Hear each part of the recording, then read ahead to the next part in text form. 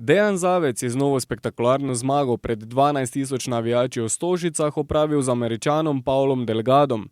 Slednji je bil pred dvobojem precej optimističen. Na samem začetku borbe pravzaprav nisem pričakoval, da bo začel Pavel z tako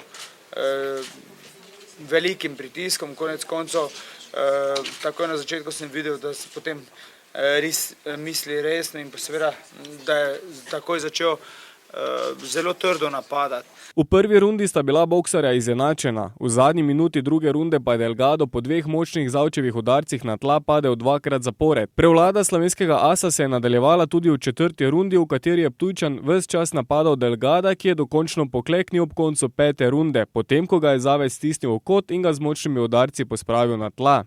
S predčasnim koncem je bil nadvse zadovoljen tudi Zavčev trener Dirk Džemski, ki je povedal, da je bil presenečen, da je Delgado sploh preživel drugo rundo. V tisti drugi rundi, tista dva udarca, ki sta se zgodila, sta bila čisto spontane. To je prav tisto, kar velikokrat rečemo, da pride samo po sebi.